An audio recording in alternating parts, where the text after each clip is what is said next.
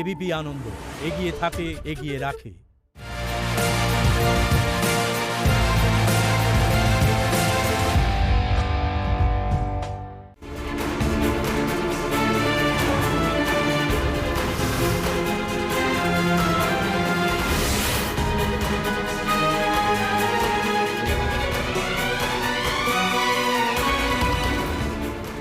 নমস্কার, শুভ সন্ধ্যা।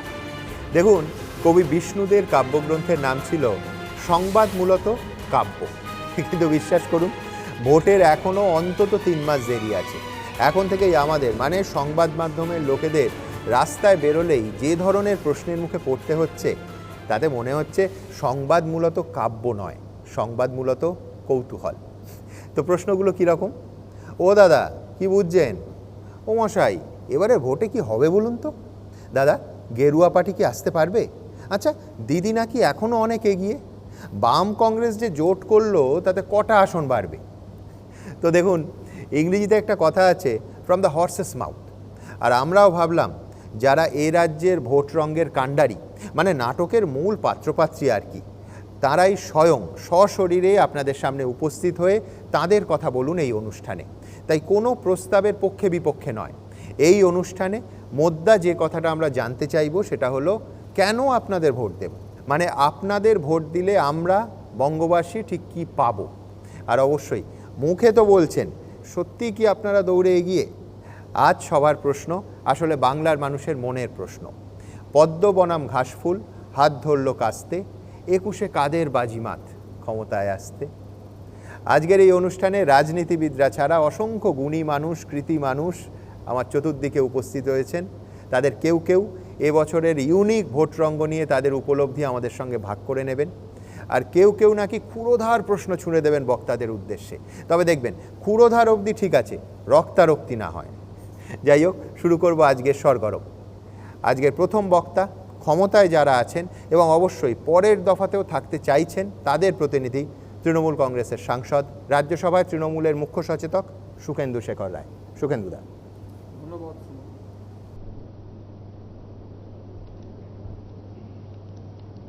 আজকের এই সুন্দর সন্ধ্যায় সবাইকে নমস্কার।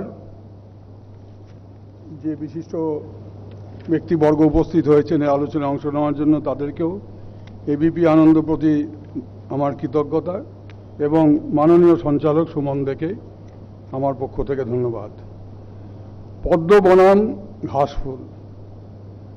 ঘাসফুল জন্মায় মাটির কোলে, ঘাসেই ঘাসে পা ফেলেছি বনের পথে যেতে, ফুলের গন্ধে চমক লেগে উঠেছে মন মেতে, ছড়িয়ে আছে আনন্দেরই দান, বিস্ময়ে তাই জাগে আমার গান। মমতা ব্যানার্জি জনগণের এই আনন্দের দান ঘাসফুলকে মাথায় নিয়ে 1998 সাল থেকে যে যাত্রা শুরু করেছিলেন, তা আজও ধীর গতি নয়, দ্রুত গতিতে এগিয়ে চলেছে বাংলার প্রান্তরে প্রান্তরে, ঘরে ঘরে, দুয়ারে দুয়ারে। এবং 2009 সাল থেকে আজ অবধি যতগুলি লোকসভা, বিধানসভা, পঞ্চায়েত, পুরসভার নির্বাচন হয়েছে, প্রতিটি নির্বাচনে তৃণমূল কংগ্রেসকে বাংলার মাটি মানুষ, ভাইয়েরা বোনেরা বারংবার তাদেরকে সংখ্যাগরিষ্ঠতা দিয়ে এসেছে।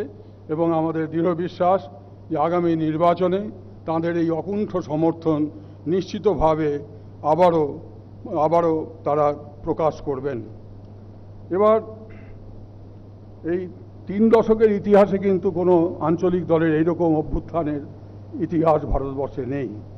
আর পদ্ম কোথায় কিভাবে জন্মায়? পঙ্কে জন্মে যাহা পঙ্কজ, উপপদ তৎপুরুষ যোগরূঢ় শব্দ। তো উপপদ, পদের উপ এবং তৎপুরুষ। তো এই যে পঙ্কজ, কখনো হিন্দু মহাসভা নামে, কখনো ভারতীয় জনসংঘ নামে, কখনো বা জনতা দলের সঙ্গে সংমিশ্রণের মধ্য দিয়ে, কখনো নতুন ব্র্যান্ড নিয়ে ভারতীয় জনতা পার্টি, বিভিন্ন সময় বিভিন্ন নামে তারা আত্মপ্রকাশ করে। তারাও আমাদের রাজ্যে এবার দখল করতে আসছে। ওরা বলছে আমরা বাংলা দখল করব। আর হাত ধরল কাস্তে। 34 বছরে আসতে শুধু 55,000 মানুষের গলা কেটেছে তা নয়, যারা ওদের বিরুদ্ধে ভোট দিয়েছে এমন দুজন হাওড়ার মানুষের হাতও কেটে দিয়েছিল। তো কাটা হাত নির্বাচনী প্রতীক হতে পারে, কিন্তু কাটা হাতে কাস্তে ধরাটা খুব শক্ত, নড়বড় হয়ে যায়। তাই কখনো জোট হয়, কখনো হয় না, কবি হ্যাঁ কবি না, কবি খুশি কবি গম, এসব ওদের চলতে থাকে। এবারও নাকি শুনছি এরকম হবে কিছু একটা। এটা আসলে বিজেপির জোড়া বি টিম, একদল খোল বাজাচ্ছে আর একদল করতাল, আর মাঝখান দিয়ে রাম নাম সত্য হয় বলতে বলতে সংকীর্তনের দল হেঁটে চলেছে। নির্বাচনে যেটা সুমন বললেন, মূল কথাটা কি? মানুষ কেন ভোট দেবে একটি দলকে, কেন সমর্থন জানাবে, কি কর্মসূচি?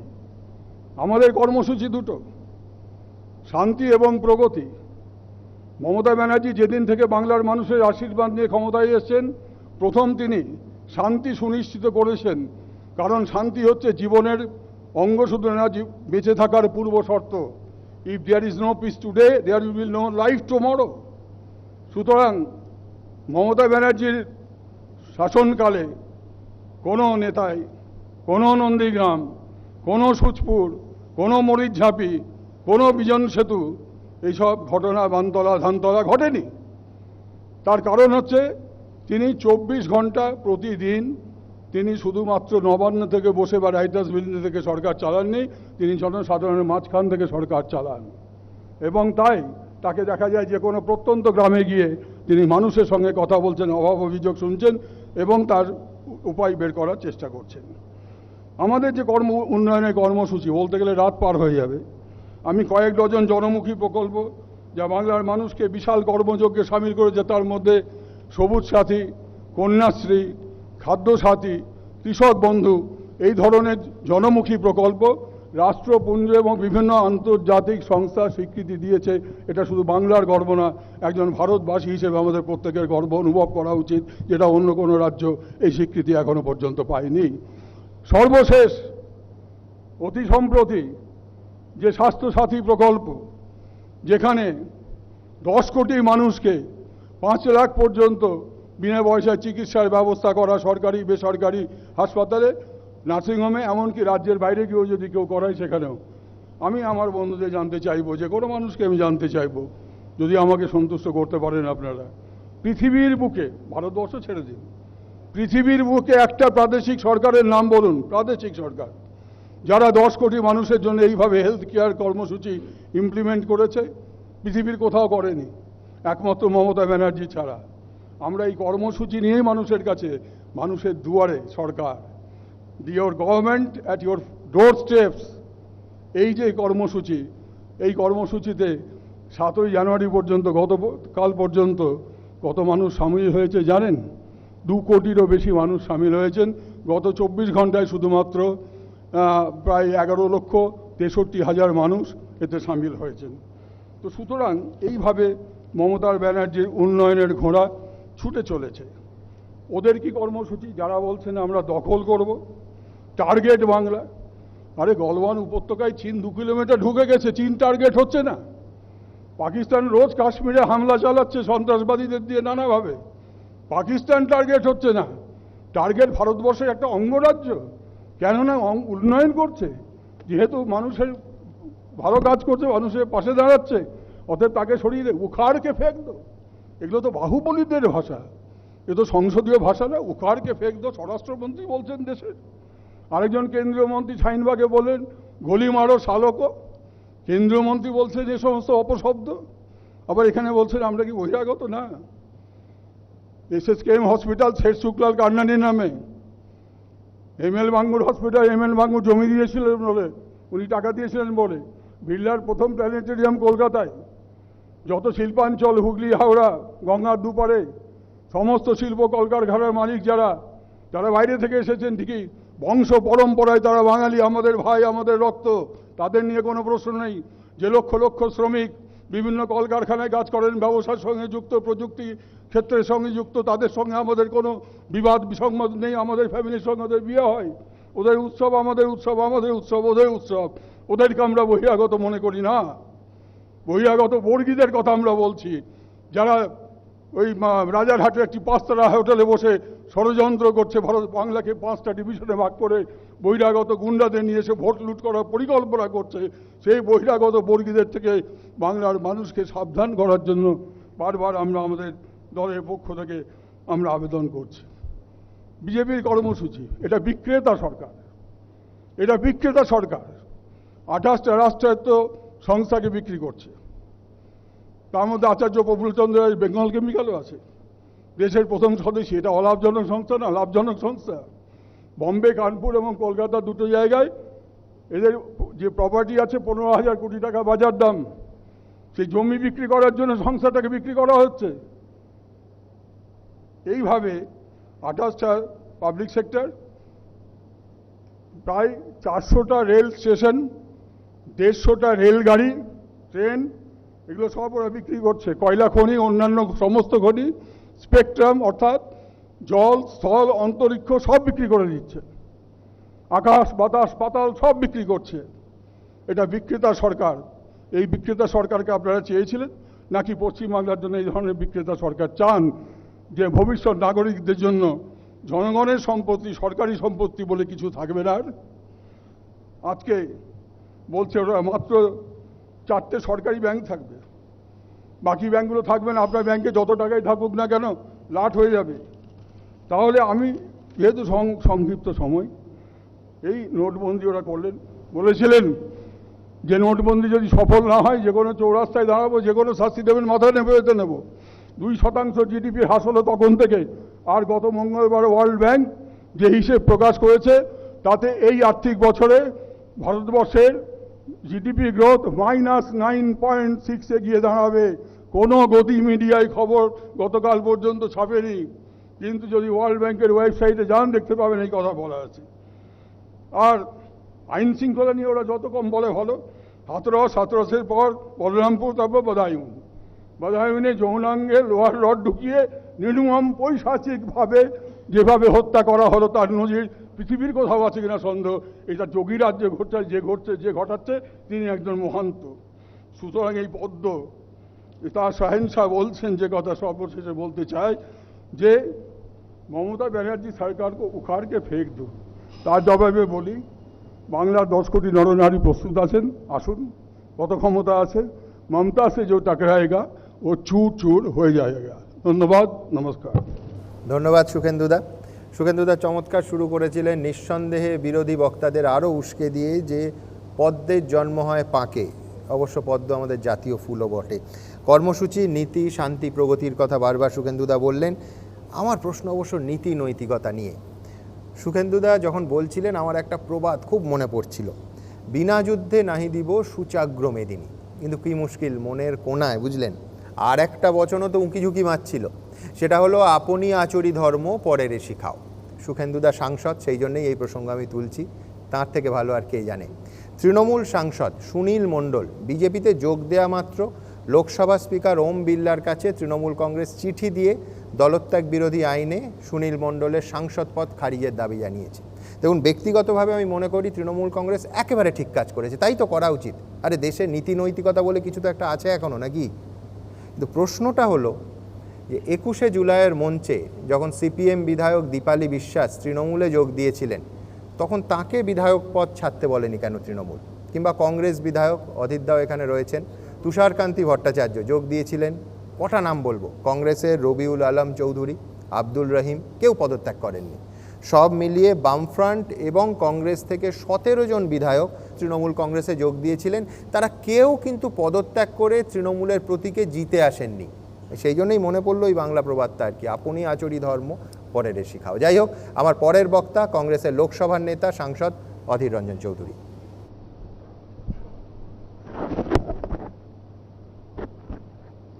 সকলকে শুভ নববর্ষের প্রীতি, শুভেচ্ছা, অভিনন্দন, আরও যা যা আছে সব কিছু জানাচ্ছি। সুমনদা শুরুতেই স্পষ্ট করে দিয়েছেন এ বাংলার রাজনীতিতে, বিশেষ করে নির্বাচনের মুখে যে ডামাডোলের বাজার চলছে তা তিনি আকার ইঙ্গিতে আপনাদের বলেছেন।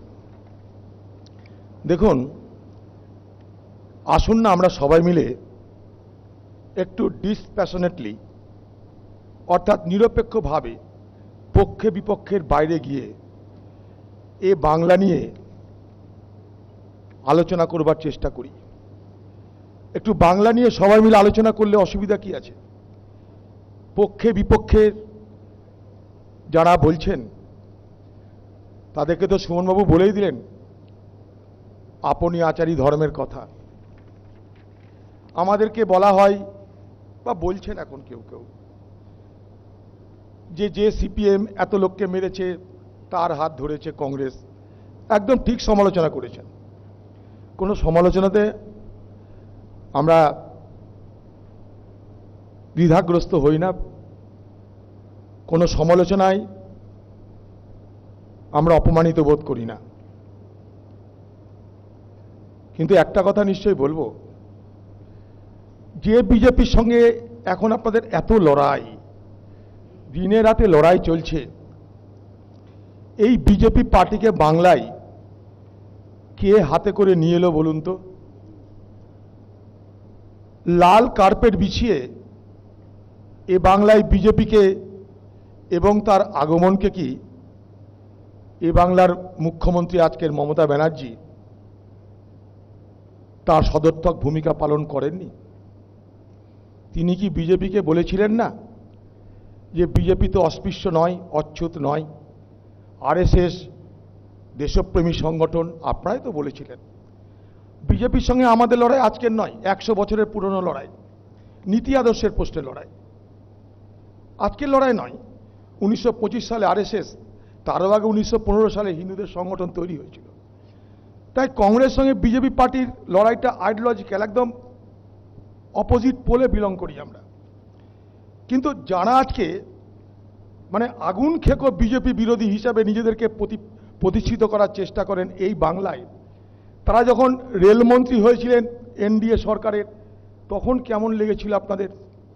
তারপরেও মন্ত্রী থেকেছেন আপনারা, একবার নয় বারবার করে নির্বাচনে সমঝোতা করেছিলেন, তখন কেমন লেগেছিল আপনাদের? সে কথাটা কি একবার আপনাদের মনে করা উচিত না? কখনো কখনো মনে হয় the devil side the scriptures, যারা দোষী তারাই আমাদেরকে জ্ঞান দিচ্ছে এখন।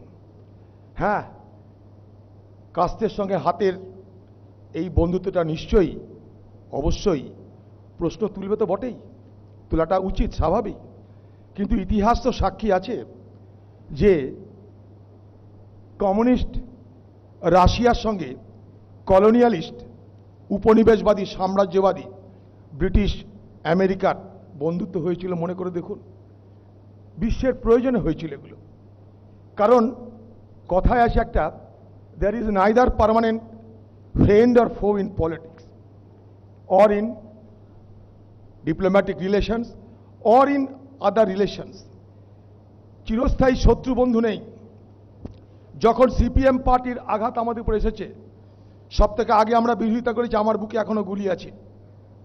অতএব সিপিএম পার্টির বিরোধিতার নামে যারা বিজেপি পার্টির পশ্চিমবঙ্গে আসার রাস্তাটা সুগম করে দিয়েছিলেন, তারা কোন নীতি আদর্শের দ্বারা প্রভাবিত হয়েছিলেন? এখন অবশ্য তৃণমূল পার্টি বলে কি জানেন? বলে ওটা অটল বিহারী বাজপেয়ীর এনডিএ ছিল। বাপরে! যেমন আমেরিকার রাষ্ট্রপতি কখনো কখনো বলে good Taliban and bad Taliban, তালিবানদের মধ্যে ভালো তালিবান আছে, খারাপ তালিবান আছে। তো বিজেপি যারা নিজেরাই বলে আমরা হিন্দুত্ববাদী দেশ গড়ব, ভারতবর্ষকে আমরা হিন্দু রিপাবলিকে রূপান্তরিত করব, যাদের যাদের ভাবনার আদর্শের মধ্য দিয়ে প্রতিফলিত হয়, তাদের তাদের কথা যদি আলোচিত হয় তাহলে নীতি আদর্শের প্রশ্নে আলোচিত হোক। ভালো তালিবান খারাপ তালিবান যেমন হাস্যস্কর, তেমন অটল বিহারী বাজপেয়ীর বিজেপি আর নরেন্দ্র মোদীর বিজেপিও হাস্যস্কর। অতএব বাংলার মানুষকে এইভাবে বিভ্রান্ত করার যেন কেউ চেষ্টা না করে। হ্যাঁ, বিজেপি পার্টি তার প্রচার করছে, পোলারাইজেশন করার চেষ্টা করছে, মানুষ তাতে প্রভাবিত কোথাও হচ্ছে কোথাও হচ্ছে না, কিন্তু আখেরে বাংলাটা কোথায় দাঁড়িয়ে আছে? আমি সবাইকে এই প্রশ্নটা করব, আখেরে বাংলা কোথায় দাঁড়িয়ে আছে? বিধানচন্দ্র রায় বলেছিলেন, আমি চাই prosperous Bengal in prosperous India. আমি উন্নয়নশীল ভারতবর্ষে উন্নয়নশীল বাংলা চাই। বলুন তো আজকে বাংলা কোথায় দাঁড়িয়ে আছে? শিল্প আছে? না। বাণিজ্য আছে? না। এই বাংলা থেকে হাজার হাজার কোটি টাকার ফ্লাইট ক্যাপিটাল হয়, এই ক্যাপিটাল ফ্লাইট অফ ক্যাপিটাল হচ্ছে, অর্থাৎ পুঁজি এখান থেকে পালাচ্ছে। এ বাংলা থেকে আজকে পুঁজি পালিয়ে যাচ্ছে অন্য রাজ্যে। এ বাংলায় হয়তো অনেক ব্যবসাদার আছে, তারা কিন্তু এখানে ইনভেস্ট করছে না, এখান থেকে রোজগার করে তারা বাইরের রাজ্যে ইনভেস্ট করছে, যেটাকে বলা হয় ফ্লাইট অফ ক্যাপিটাল। আমরা কোথায় যাব? বাংলার মুখ্যমন্ত্রী 4টে শিল্প সম্মেলন করলেন, 5বার এবার করতে গিয়ে বলছেন এবার থেকে 2 বছর পর পর হবে। তিনি যা ঘোষণা করেছিলেন তাতে 13 থেকে 14 লাখ কোটি টাকা এ বাংলায় ইনভেস্ট হওয়ার কথা, বিনিয়োগ হওয়ার কথা হয়েছে। আমি বলবো নির্বাচনের আগে শ্বেতপত্র প্রকাশ করে বলুন না কেন বাংলা থেকে। আমার খুব বড় প্রশ্ন একটা, এবার লকডাউনের সময় আমি দিল্লিতে ছিলাম, আমি দেখেছি বাংলার বেকার যুবকদের ত্রাহি ত্রাহি অবস্থা, তারা নিঃসহায় হয়ে, তারা আতঙ্কে দিশেহারা হয়ে তারা বাড়ি ফিরতে চাইছে। আমাকে যোগাযোগ করতে পেরেছিল, আমি তখন দিল্লিতে ছিলাম। আপনাদের দায়িত্ব নিয়ে বলছে, বিশ্বাস করতে পারেন আমার কথা, প্রতিদিন 2 থেকে 2.5 হাজার টেলিফোন আসতো আমার বাড়িতে।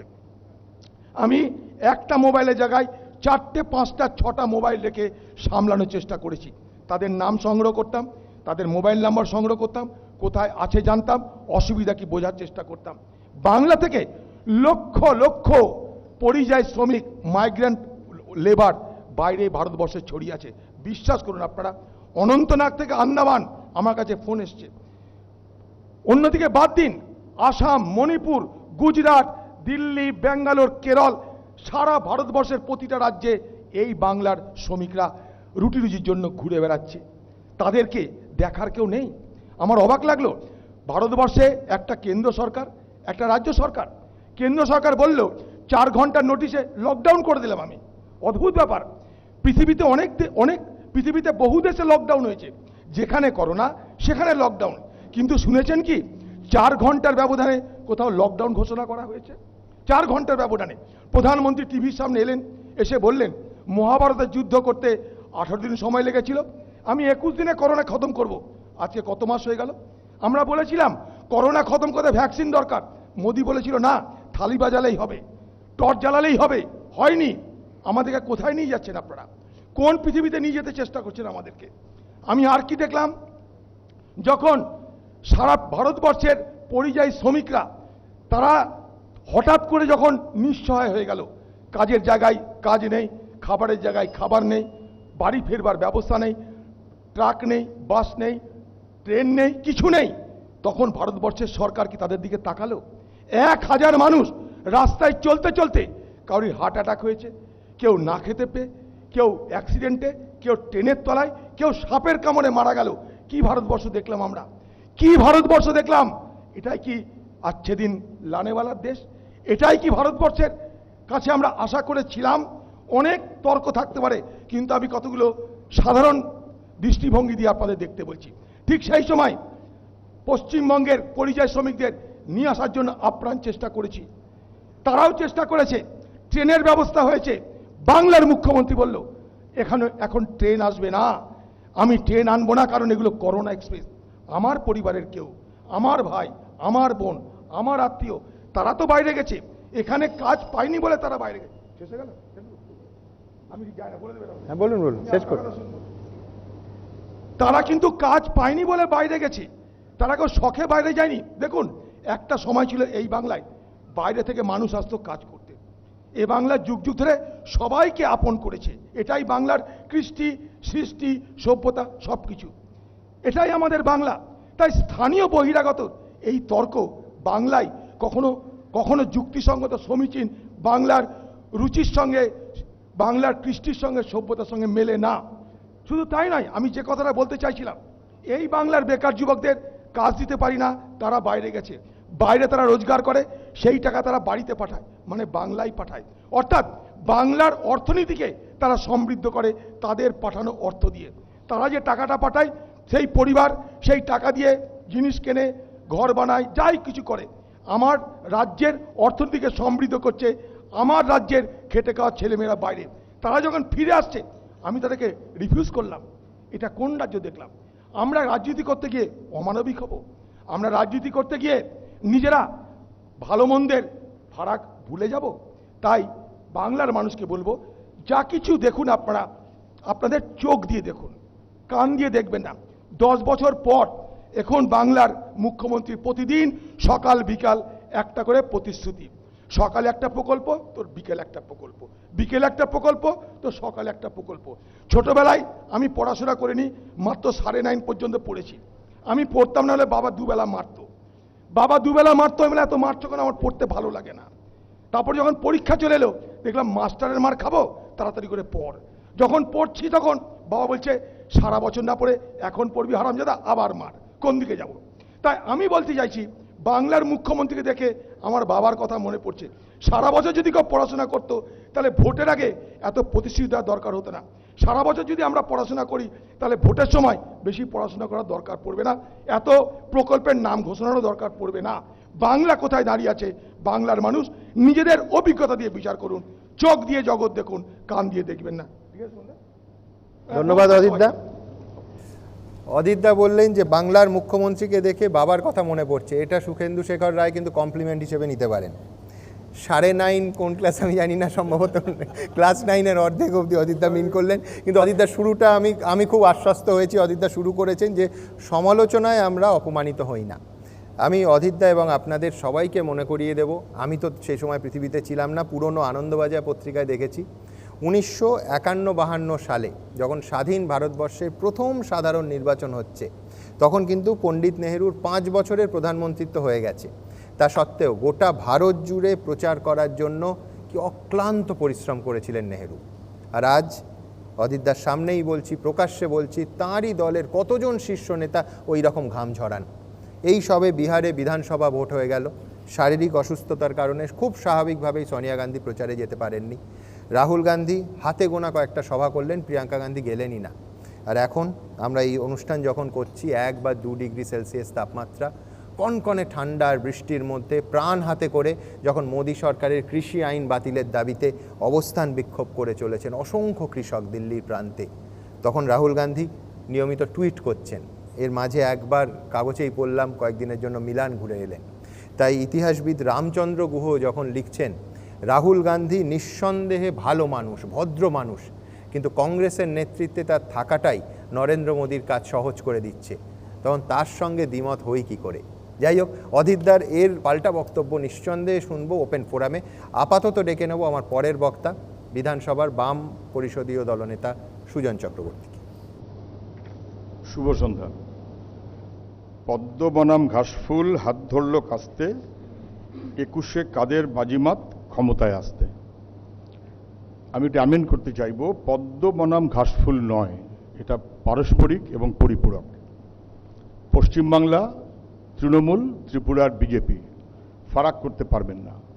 এদের বাজিমাত মানে আসলে কিন্তু লুঠেরাদের বাজিমাত। কার বাজিমাত? বাংলার যুবকেরা কি এমন অপরাধ করেছে যে হয় তাদের পরিবার পরিজন ছেড়ে ভিন রাজ্যে থাকতে হবে কাজের সন্ধানে, নচেত ছুড়ে দেওয়া ভাতার অর্থে অনুপ্রাণিত হয়ে অনুগ্রাহিত হয়ে থাকতে হবে কেন? আমাদের শিক্ষামন্ত্রী যুবকদের ব্যঙ্গ করেছিলেন, বলেছিলেন দুর্গাপুজো নাকি যে প্রতি বছর এসএসসির পরীক্ষা নিতে হবে।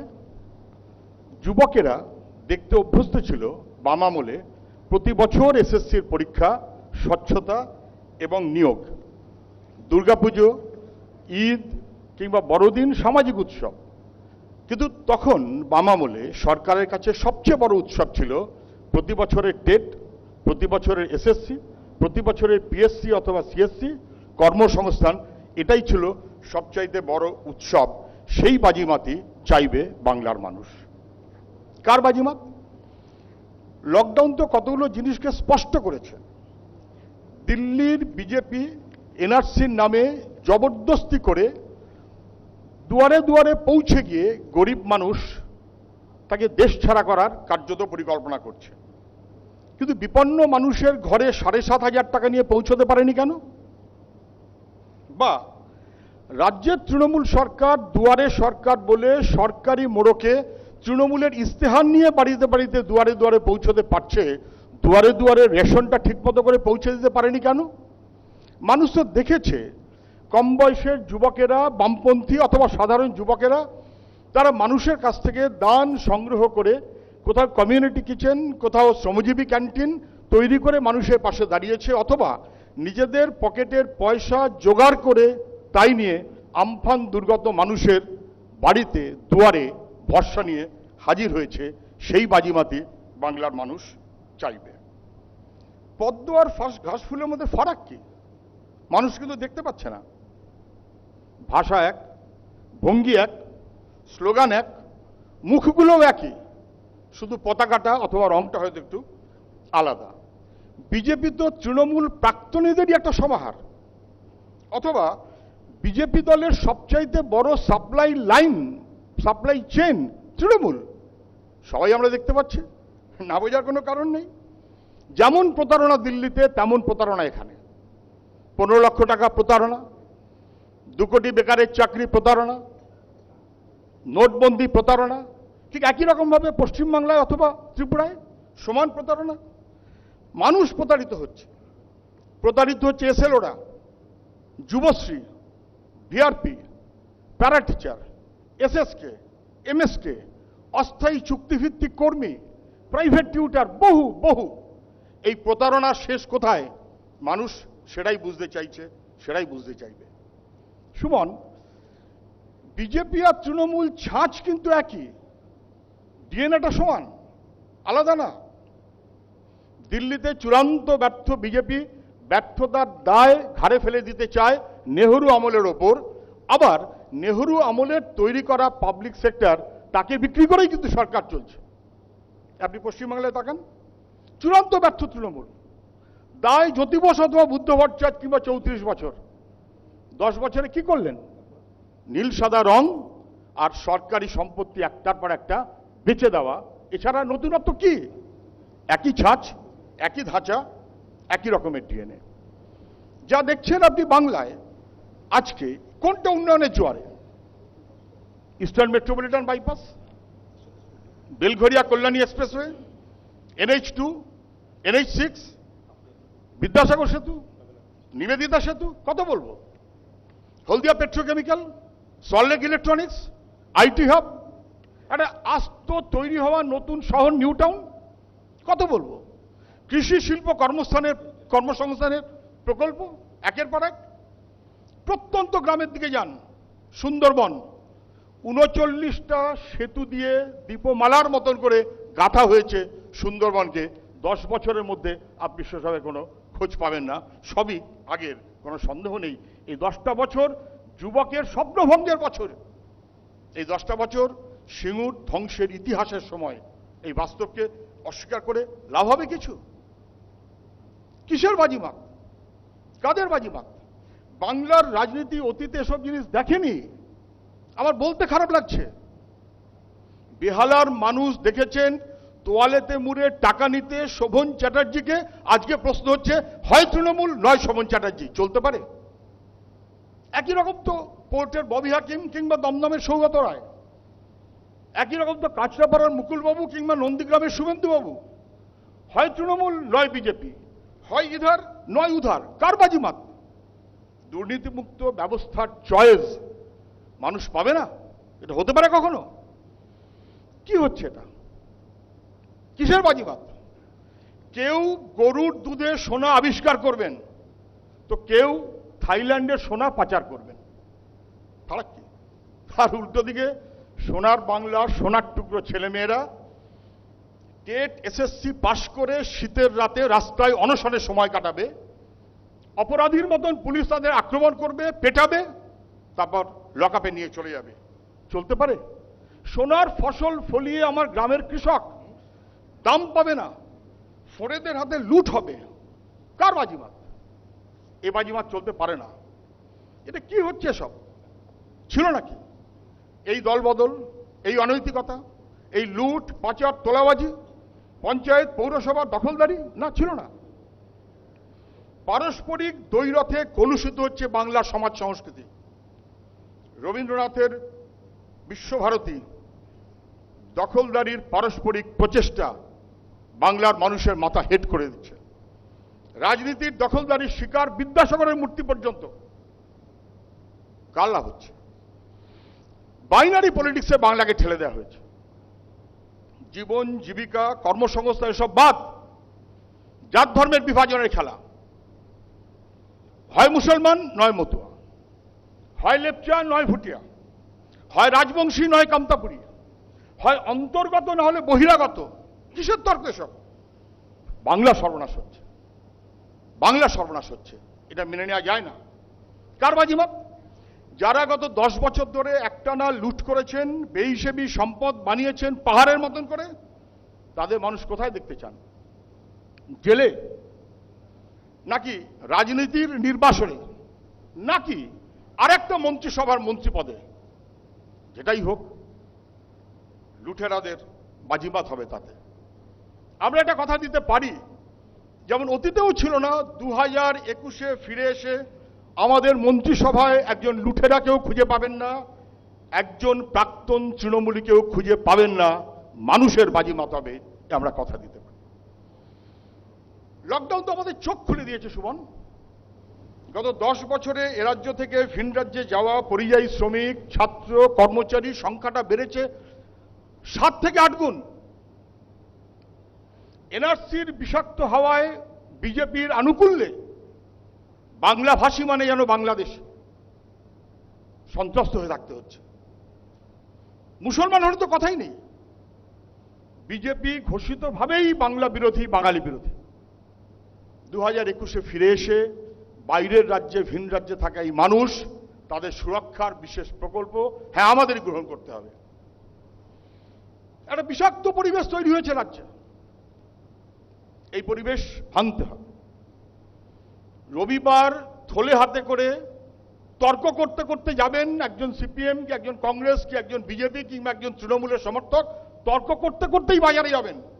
কিন্তু বাজারে গিয়ে ন্যায্য মূল্যে জিনিসটা কিনে গল্প করতে করতে একসাথে ফিরবেন, সেই পরিবেশটাই পশ্চিমবাংলায় তৈরি করতে হবে। কোনো বিকল্প থাকতে পারে না। কৃষক যে দলেরই সমর্থক হন না কেন, ন্যায্য মূল্যে তিনি ফসল বিক্রি করতে পারবেন, সেটাই হবে মানুষের আসল বাজিমাত। কাদের বাজিমাত? যারা জীবিকা এবং জীবন যুদ্ধে জিততে চায় তাদের বাজিমাত।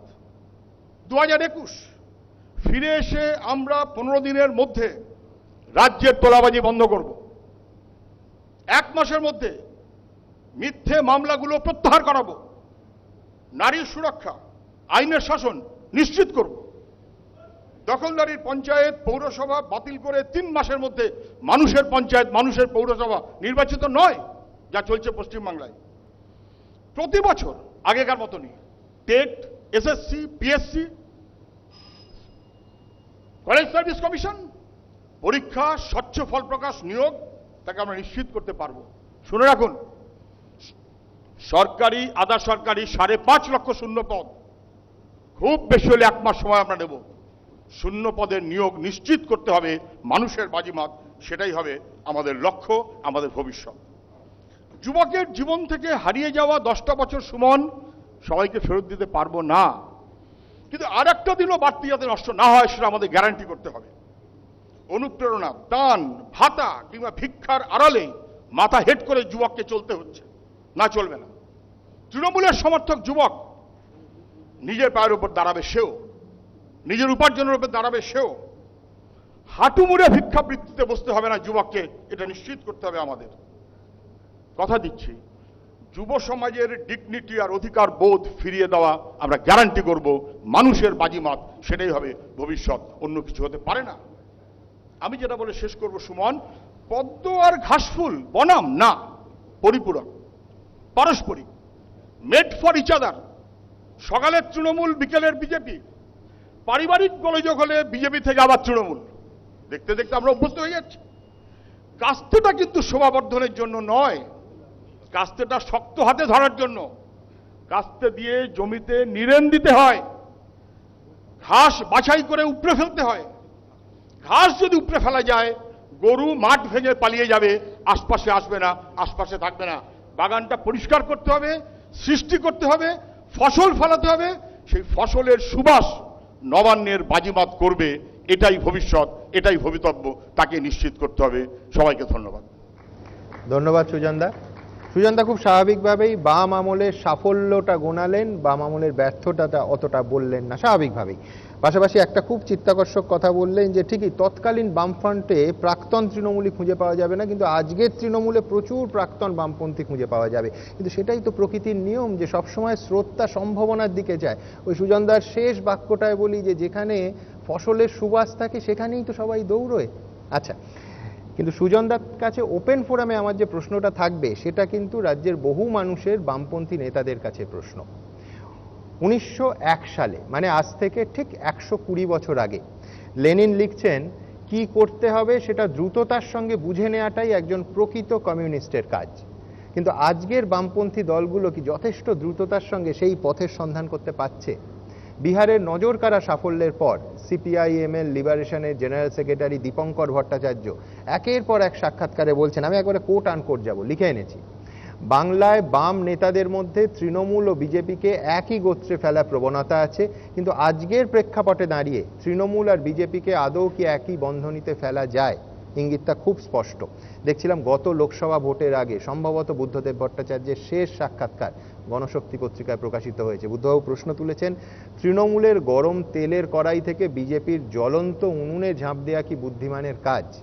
বিজেপি আর তৃণমূলের মধ্যে কে বড় শত্রু, এটা নিয়ে বামপন্থী দলগুলোর মধ্যে এখনো কি কোনো দ্বিধা রয়ে গেছে, নাকি একটা হুইসপারিং ক্যাম্পেইন শুরু হয়েছে সেটাই সত্যি, যে 21-এ রাম আর 26-এ বাম? ওপেন ফোরামে নিঃসন্দেহে আমরা উত্তর খুঁজব।